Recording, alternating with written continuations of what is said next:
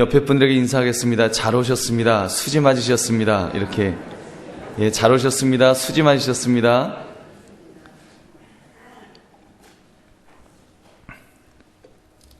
오늘은 고난주간 5번째 날입니다. 예수님께서 십자가를 지시고 골고다 언덕 위에서 못 박혀 죽으신 날입니다. 오늘 우리는 말씀 속에서 십자가를 지시고 올라가셨던 예수님을 바라보면서 그때 일어났던 사건들, 예를 들면 구레네 시몬이 예수님의 십자가를 대신 지신 사건과 지었던 사건과 울던 여인들, 그리고 함께 십자가에 달렸던 우리가 강도들을 보면서 함께 은혜를 나눌 수 있기를 바랍니다. 특히 고난주간 주님의 십자가의 의미를 우리가 다시 한번 되새기면서 이렇게 은혜를 나누시는 저와 여러분 되시기를 주님의 이름으로 축원합니다. 첫 번째로 보면 억지로라도 지는 십자가가 귀한 것입니다. 26절 보니까 그들이 예수를 끌고 갈 때 시몬이라는 구레네 사람이 시골에서 오는 것을 붙들어 그에게 십자가를 지워 예수를 따르게 하더라 라고 그랬습니다. 예수님께서 십자가를 지시고 골고다 언덕으로 오르고 계셨습니다. 그러나 예수님은 너무 지쳐 있었습니다. 이미 채찍에 맞으신 것 때문에, 여러분 그 채찍이라는 것이 잘 아시는 것처럼 그 끝에는 쇠라든가 뼈 같은 것이 달려 있었습니다. 그래서 한번 채찍에 맞으실 때마다 살점이 떨어져서 그 채찍이 휘감겼다가 그 땡길 때 살점이 떨어져 나오고 심지어 갈비뼈 같은 것이 부러졌다라고 합니다. 여러분 그 정도로, 그래서 그 채찍에 맞고도 사람이 죽었는데, 여러분 그러므로 지금 예수님은 너무 기진맥진하신 그런 상태에서 십자가를 지시고 올라가셔야 했습니다. 그때 백부장이, 근데 도저히 이제 예수님께서 그 십자가를 지실 수 없는 상태가 되었을 때 그 예수님을 끌고 가던 백부장이 주변을 둘러봤습니다. 그는 한 건장한 청년, 그 남자 구레네 시몬이라는 사람을 쳐다보았습니다. 이 구레네라고 하는 것은 아프리카 동북편에 있는 중요한 도시로 현재 트리폴리를 말합니다. 그는 틀림없이 그곳에 살고 있었던 그런 유대인이었을 것입니다. 그는 그의 생에 한 푼 두 푼 돈을 모았다가 이 유월절을 지키기 위하여 이렇게 왔음에 틀림없습니다. 지금 그런 그를 향하여 백부장이 그의 어깨에 창날을 가져다가 툭 하고 치는 것입니다. 그 말은 너가 착출되었다는 의미입니다. 당시 유대 나라는 로마의 식민지 하에 있었습니다. 그러므로 어떤 시민이든지 당장에 그 로마 정부를 위해서 강제로 징발될 수가 있었습니다. 그 얼떨결에 지금 구레네 사람 시몬은 그렇게 징발이 되어갖고 예수님의 그 십자가를 대신 지게 되었습니다. 여러분 한번 그 구레네 사람의 입장에서 한번 생각해 보십시오. 그 괜히 예수님이라는 사람이 처형된다는 소문 듣고 이렇게 어떻게 되나 구경 나왔다가 지금 구경거리가 자기가 된 것입니다. 구경 나온 사람이 구경거리가 된 것입니다. 그 우아하게 하나님께 이번 6월절에 내 생에 한번 와서 그 제사를 잘 드리고 예배를 잘 드리자, 이러다가 괜히 웬 죄수의 피범벅이 된 십자가를 지고 가야 됐던 그 구레네 사람의 그 입장을 한번 생각해 보십시오. 그가 그 죄수를 향해서 얼마나 원망스러웠겠습니까? 야, 오늘 완전히 죄수 되게 없다. 어쩌다가 저 인간의 십자가를 왜 내가 대신 져야 되나? 여러분 구레네 사람의 입장에서, 우리의 입장이 아니, 예수 믿는 우리의 입장이 아니라 여러분 그 예수님을 십자가에 못 박고 있었던 유대인의 입장에서 한번 생각해 보시기 바랍니다. 얼마나 억지로 그 십자가를 지면서 억울했겠습니까? 얼마나 분했겠습니까? 여러분 근데 성경은 무엇이라고 말씀합니까? 그렇게 억지로 지게 된 그의 이름이 시몬이라고 말합니다. 그것도 구레네 사람 시몬이라고 말하고 있습니다. 여러분 당시 무슨 기자가 있어서 이렇게 구레네 사람이 그 십자가를 지고 갈 때 기자가 와갖고 마이크 갖다 대면서 어디서 사시는 어느 분이십니까? 성함이 어떻게 되십니까? 이렇게 기사를 썼던 것이 아닙니다. 여러분 어떻게 알게 되었겠습니까? 더구나 마가복음 15장 21절을 보면 더 구체적으로 설명이 됩니다. 알렉산더와 루포의 아버지인 구레네 사람 시몬이 시골로부터 와서 지나가는데 라는 구체적인 기록이 나오고 있습니다. 그것이 무엇을 의미하는 것이겠습니까? 마가복음은 마가가 주로 로마 교회를 위해서 그 기록한 책이라고 할 수 있습니다. 그렇다면 알렉산더와 루포의 아버지라고 할 때 로마 교회 사람들이 알렉산더와 루포를 잘 알고 있었다는 것입니다. 다시 말해서 한강교회 그 청년 중에 아무개 청년의 아버지라고 할 때는 그 아무개 청년을 잘 알고 있는 그것을 의미하는 것입니다. 지금 이 구레네 시몬이 억지로 십자가를 지던 중에 예수 그리스도를 만나지 않았으면 여러분 이런 기록이 나올 수가 없습니다. 그 죄 없으신 예수님의 눈빛을 통해서 그리고 골고다 십자가 위에서 죽으시는 예수님의 모습을 볼 때 저분이 하나님의 아들이시구나. 내가 지금 십자가를 지고 갔던 내가 지었던 그 십자가가 바로 하나님의 아들의 십자가였구나 하는 것을 그는 깨달았음에 틀림없습니다. 마가복음 15장 39절 보면 그 현장에 있었던 그 백부장도 예수님이 그렇게 운명하시는 것을 보고 이 사람은 진실로 하나님의 아들이었도다라고 그가 깨달았다면 여러분 하물며 예수님의 십자가를 졌던 이 구레네 사람 시몬이 예수님을 만나지 않았겠습니까? 예수님의 눈빛을 보면서 예수님께서 저들의 죄를 사하여 주옵소서 다 이루었다고 하시는 그 예수님의 모습을 보면서 그는 예수님이 하나님의 아들이란 사실을 분명히 깨달았을 것입니다. 사랑하는 성도님들, 우리가 무엇을 깨닫게 됩니까? 때로는 우리가 억지로 주님의 일이 맡겨질 때가 있을 것입니다. 내 계획은 그렇게 하려고 안 했는데 억지로 맡겨져서 무지하게 이렇게 부담이 될 때도 있을 것입니다. 여러분 그럴 때 너무 억울해하지 마시기 바랍니다. 가급적이면 아멘하며 순종하실 수 있기를 바랍니다. 여러분 하나님께서 내게 무슨 기대하지 않는 은혜를 주시려고 나에게 이런 부담스러운 일을 맡기는가 보다라고 그렇게 생각해 보시기 바랍니다. 그럴 때 여러분에게 은혜가 임하실 줄은 믿습니다. 뜻하지 않은 은혜가 임하실 것입니다. 여러분 그래서 정말 내가 때로는 억지로라도 내가 그 일을 감당할 때 그 일을 통해서 하나님의 놀라운 은혜가 여러분에게 임하실 줄로 믿습니다. 여러분 한번 따라 하시기 바랍니다. 억지로 하는 봉사지만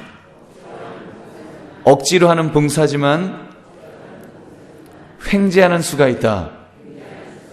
여러분 믿으십니까? 그래서 우리가 억지로라도 주님의 사역에 동참하실 수 있는 저와 여러분 되시기를 주님의 이름으로 축원합니다. 두 번째로 우리는 가치 있는 것을 위해서 눈물을 흘려야 합니다. 27절, 28절을 한번 보시기 바랍니다. 우리 함께 27절, 28절 함께 한번 찾겠습니다. 27절, 28절 우리 함께 읽겠습니다.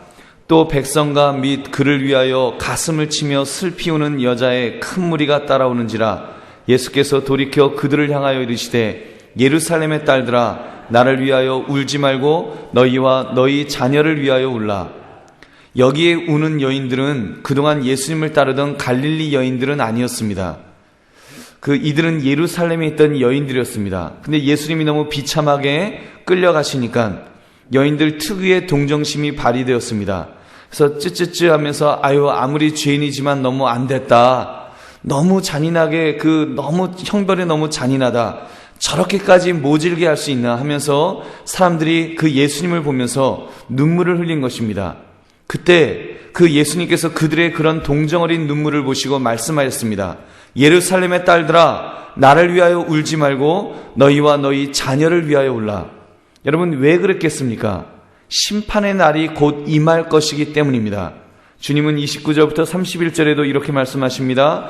보라 날이 이르면 사람이 말하기를 잉태하지 못하는 이와 해산하지 못한 배와 먹이지 못한 젖이 복이 있다 하리라. 그때 사람이 산들을 대하여 우리 위에 무너지리라 하며 작은 산들을 대하여 우리를 덮으라 하리라. 푸른 나무에도 이같이 하거든 마른 나무에는 어떻게 되리요? 라고 주께서 말씀하셨습니다. 그때는 너무 끔찍해서 너무 힘들어서 해산하지 못한 사람이 더 복이 있다라고 말씀하는 것입니다. 푸른 나무, 그걸 해석하면 예수님으로도 해석이 될 것입니다. 지금 예수님같이 죄 없으신 푸른 나무에도 이런 가혹한 형벌이 가해지는데 하물며 마른 나무, 이제 이 이스라엘 백성들에게 그런 일이 임하지 않겠느냐고 주님이 말씀하신 것입니다. 실제로 그 예루살렘이 그렇게 멸망을 당했다 그랬습니다. AD 70년에 철저하게 파괴되면서 엄청나게 많은 사람들이 비참하게 살해되는 일들이 벌어졌습니다. 여러분 그러므로 예수님의 경고는 울어야 할 일에 울 것을 말씀하신 것입니다. 정말 슬퍼야 할 일이 무엇인가? 누가 불쌍하게 되겠느냐? 그 바로 너희가 아니냐라고 그 일을 위하여 울라고 말씀하신 것입니다. 사랑하는 성도님들, 하나님께서 우리에게도 감정이라는 것을 주셨습니다. 특히 눈물을 흘릴 수 있는 동정심을 우리에게 주셨습니다. 근데 우리가 이 울 수 있는 감정을 가지고 어떤 일에 사용하고 있느냐는 것입니다. 혹시 별로 가치 없는 일에 우리가 함부로 사용했던 그런 어리석음은 없습니까? 여러분, 톨스토이가 혁명전 러시아 시대 때 있었던 이런 이야기를 말합니다. 한 부유한 귀부인이 추운 겨울 오페라 하우스에 앉아서 있었습니다. 그녀는 무대 위에서 이렇게 여배우의 죽음을 보면서 여배우가 연기를 하면서 이제 죽는 그런 장면이 나왔습니다. 얼마나 슬퍼하면서 흐느껴 울었는지 모릅니다. 근데 정작 그 귀부인이 흐느껴 울고 있는 동안에 밖에서 기다리고 있었던 마부는 얼어 죽었다고 하는, 그 추운 겨울에 얼어 죽었다고 하는 그런 이야기가 있습니다. 아무 가치 없는 일에 훌쩍거리며 울면서 정작 불쌍히 여겨야 할 대상은 신경도 쓰지 않는 그런 어리석음이 우리에게 있지 않느냐는 것입니다. 여러분, 우리도 텔레비전을 보면서 얼마나 그 드라마를 보면서 훌쩍훌쩍 울었습니까? 여러분, 암흑에 너무 슬프다, 얼마나 은혜 많이 받습니까? 드라마 보면서 정말 주인공이 너무 불쌍하더라고 우리가 울고 있는 그 시간에 여러분, 죽어가는 많은 영혼들에 대해서는 우리가 어떤 마음을 가졌는지 한번 생각해 볼 수 있기를 바랍니다. 여러분, 우리의 슬픔이 가치 있는 눈물로 연결되지 않는다면 우리도 똑같은 책망을 받을 것입니다. 이번 고난주간을 맞이해서 우리는 예수님의 고난을 묵상하고 있습니다. 근데 그 묵상이 예수님을 향한 값싼 동정이 되어서는 안 될 것입니다. 예수님이 너무 불쌍하세요. 예수님 너무 안 되셨어요. 너무 아프시겠어요. 여러분, 예수님은 저와 여러분의 값싼 동정이 필요한 분이 아닌 줄 여러분 믿으시기 바랍니다. 우리의 묵상은 예수님에 대한 동정이 아닌 그 동정을 나를 향한 것으로 승화되어야 할 줄로 믿습니다. 진정 불쌍하게 여겨야 할 사람은 바로 여러분 나인 줄 믿으시기 바랍니다. 예수님의 그 비참함, 그 고통, 그 수모, 그 형벌이 끔찍하면 끔찍할수록 바로 그 자리가 나의 자리임을 깨달아야 합니다. 예수 그리스도의 보혈의 은혜가 아니었으면 바로 내가 그 자리에서 그렇게 죽어야 할 운명에 저주받은 존재라는 것입니다. 그래서 나를 불쌍히 여길 줄 알아야 합니다. 그 불쌍히 여김을 가지고 예수 그리스도에게로 달려나오는 것입니다. 나를 좀 구원해 달라고, 나를 좀 용서해 달라고, 나는 그렇게 죽을 수밖에 없는 사람이라고, 제발 나를 구원해 달라고 우리가 주님 앞에 매어 달려야 합니다. 여러분, 왜 우리가 예수님을 불쌍하게 여깁니까? 예수님이 십자가에서 죽으신 것이 그것을 불쌍하게 여기고 우리가 그렇게 울 처지가 아니라는 것입니다. 우리가 울어야 될 사람은 바로 나를 향해서, 내 죄를 향해서 우리가 눈물을 흘리면서 땅을 치면서 우리는 통곡해야 한다는 것입니다. 주님의 은혜가 아니었으면, 예수 그리스도의 십자가에서 죽으신 그 피의 공로가 아니었으면 바로 내가 그렇게 죽어야 되는 그 비참한 존재라는 사실 앞에 우리는 땅을 쳐야 합니다. 나를 불쌍히 여겨달라고. 그래서 주의 은혜 속에서 내가 구원받았음에 감사하며 참으로 하나님 앞에 영광 돌릴 수 있는 그런 저와 여러분 되시기를 주님의 이름으로 축원합니다. 여러분, 그뿐만 아니라 그 은혜 속에서 우리의 눈물은 내가 아닌 다른 사람들 향해서 더 승화되어야 할 것입니다. 나의 과거의 모습처럼 아직 예수님을 알지 못해서 죽어가는 영혼들, 그들을 불쌍히 여길 수 있어야 될 것입니다. 내 가족 중에, 내 친척 중에, 내 동료나 이웃과 친구들 중에 그렇게 죽어가는 영혼을 보면서 우리가 눈물을 흘릴 수 있어야 될 줄로 믿습니다. 예수님의 그 비참하게 죽어가시는 그 모습은 바로 나의 이웃의, 나의 가족의 그 죽어가는 모습인 것입니다. 그분들이 받아야 될 형벌의 모습인 것입니다. 여러분, 그래서 우리가 그것을 보면서 우리가 눈물을 흘릴 수 있기를 바랍니다. 그리고 그들도 나처럼 예수의 은혜로 구원받을 수 있도록 기도하시고 또 전도할 수 있는 저와 여러분이 되시기를 바랍니다. 그 일에 힘을 다하는 저와 여러분 되시기를 주님의 이름으로 축원합니다. 마지막으로 예수님의 구원은 파격적인 선물입니다. 41절부터 43절 보니까 이르되 예수여 당신의 나라에 임하실 때 나를 기억하소서 하니 예수께서 이르시되 내가 진실로 내게 이르노니 오늘 내가 나와 함께 낙원에 있으리라 하시니라. 여러분, 예수님이 옆에 함께 메어 달려있던 사람들이 있었습니다. 두 강도들이었습니다. 한 강도는 예수님을 향해서 빈정거렸다 그랬습니다. 너가 그리스도가 아니냐? 너와 우리를 구원하라. 이때 다른 편 강도가 꾸짖으며 말했습니다. 내가 동일한 정죄를 받겠어도 하나님을 두려워하지 아니하느냐? 우리는 우리가 행한 일에 상당한 보응을 받는 것이니 이에 당연하거니와 이 사람이 행한 것은 옳지 않은 것이 없느니라. 그러면서 말합니다. 예수여, 당신의 나라에 임하실 때 나를 기억하소서. 예수여, 당신의 나라에 임하실 때 나를 기억하소서라고 그가 부르짖었습니다. 이때 주님께서 말씀하셨습니다. 오늘 내가 나와 함께 낙원에 있으리라. 여러분 믿으십니까? 오늘 내가 나와 함께 낙원에 있으리라. 여러분, 금성을 들으시는 저와 여러분 되시기를 바랍니다. 여러분, 이것이 복음입니다. 이것이 바로 복된 소식, 기쁜 소식인 것입니다. 이 강도처럼 강도짓을 했을 망정 예수님을 믿고 고백할 때 예수님께서 구원해 주시는 줄로 믿습니다. 여러분, 우리도 마찬가지입니다. 성경이 예수님을 알기 이전에 우리의 상태를 무엇이라고 말씀합니까? 로마서 5장 6절에는 우리가 아직 연약할 때라 그랬습니다. 5장 8절에는 우리가 아직 죄인 되었을 때라 그랬습니다. 10절에서는 우리가 원수 되었을 때라 그랬습니다. 우리가 하나님 앞에서 원수 되었을 때, 우리가 하나님을 대적하고 우리가 하나님을 싫다하고 밉다고 하고 저주하고 할 때, 여러분, 그때 바로 하나님께서 우리를 구원하시는 그런 은혜를 주셨다는 것입니다. 우리가 그냥 나 예수님 믿어요라고 그 고백하는 순간에 하나님께서는 우리에게 놀라운 은혜를 주셨습니다. 그러므로 그것이 은혜인 것입니다. 고린도전서 1장 18절 보니까 십자가의 도가 멸망하는 자들에게는 미련한 것이요 구원을 받는 우리에게는 하나님의 능력이라 그랬습니다. 1장 29절에 이는 아무 육체도 하나님 앞에서 자랑치 못할 것이다. 십자가가 하나님의 능력이 되어서 나에게 임한 것이기 때문에 우리는 아무도 자랑하지 못하고 아무도 자랑할 수 없고 우리는 그 은혜에 그냥 감사하고 기뻐해야 된다고 성경은 말씀하십니다. 여러분 믿으십니까? 여러분 그 은혜를 받으신 분들입니까? 여러분 그 은혜를 받으셨습니까? 우리가 그 앞에 감사하며 우리가 기뻐할 수 있기를 바랍니다. 여러분, 근데 우리가 분명히 주의할 것이 있습니다. 예수님의 십자가 앞에서 우리가 주의할 것이 있습니다.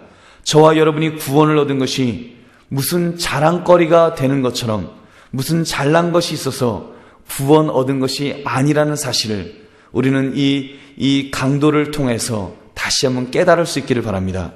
그것은 은혜였습니다. 하나님의 말할 수 없는 은혜일 뿐입니다.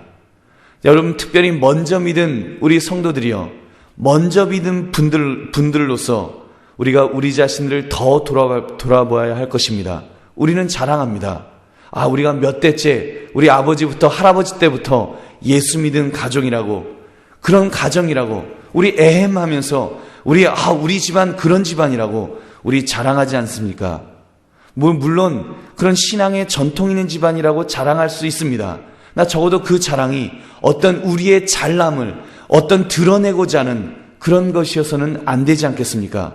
뭘 자랑할 것이 있겠습니까? 솔직히 우리는 하나님 앞에서 거렁뱅이같이 은혜를 얻어먹고 있는 그런 존재 아닙니까? 그럼 하나님의 은혜를 몇 대째 먼저 빌어먹고 있다고 고개 빳빳할 것이 뭐가 있겠습니까? 여러분 잘 생각해 보십시오. 우리가 노숙자 식당에 가서 뭐라고 자랑하겠습니까? 노숙자 식당에서 밥 얻어먹으면서 먼저 그 자리에서 먼저 얻어먹고 있다고, 우리 집은 몇 대째 이 식당에서 밥 먹고 있다고, 나 잘났다고, 여러분 말할 것이 뭐가 있는 자리냐는 것입니다. 여러분, 우리가 먼저 믿은 자가 할 일은 무엇입니까? 제가 먼저 빌어먹고 있습니다. 제가 더 많이 은혜를 받아먹은 자일 뿐입니다. 그러므로 제가 당신을 섬기겠습니다. 내가 당신을 안내하겠습니다. 도와드리겠습니다. 얼마나 배가 고프셨습니까? 이 섬김의 모습, 우리가 자랑할 것이 있다면 먼저 믿었기 때문에 더 많이 섬겨야 되는 그런 사람들 아니냐는 것입니다. 여러분, 우리가 오늘 이 강도의 모습을 통해서 정말 어떤 자격이 있어서 구원받은 것이 아니라, 자격이 있어서 은혜 받은 것이 아니라 그냥 먼저 은혜 받은 것 앞에 그 은혜를 먼저 받았기 때문에 우리는 더 감사하면서 더 섬길 수 있기를 바랍니다. 여러분 믿으십니까? 혹시 여러분 중에 이제 막 믿으셔서 구원이 의심이 되는 분이 계십니까? 내가 교회를 위하여 뭐 드릴 돈도 없고 재능도 없고 나이도 많은데 나 같은 사람도 구원을 받겠는가? 혹시 의심하십니까? 여러분, 구원은 믿음으로 받는 것입니다. 여러분 믿으십니까? 믿음으로 받을 뿐입니다. 은혜로 받는 것입니다. 그러므로 그냥 선물입니다. 선물은, 그것도 구제 선물은 그냥 받는 것입니다. 주시는 분이 은혜로 주시는 것이기 때문에 그냥 받을 뿐입니다. 우리가 할 일은 우리의 마음의 문을 활짝 여는 것뿐입니다. 다른 것 없습니다. 그냥 예수여, 당신이 낙원에 있을 때 나를 기억해달라고, 그냥 나를 좀 기억해달라고, 내 이름을 기억해달라고 부탁하는 것뿐입니다. 마음의 문을 여는 것뿐입니다. 그러면 주님께서 우리를 영접하여 주실 줄로 믿습니다. 우리를 이끌어 주실 줄로 믿습니다. 천국까지 이끌어 주시는 것입니다. 그것이 구원입니다. 그것이 믿음으로 구원받는 것입니다. 여러분, 그런 은혜가 저와 여러분에게 있으기를 주님의 이름으로 축원합니다. 그 은혜를 사모합시다. 그 은혜를 바라봅시다. 그러므로 이번 고난주간을 통해서 예수 그리스도의 은혜를 깨달으면서 구원받은 자로서 마음껏 기뻐하며 감사하며 주님을 잘 섬겨나갈 수 있는 저와 여러분 되시기를 주님의 이름으로 축원합니다. 우리 함께 통성으로 기도하겠습니다.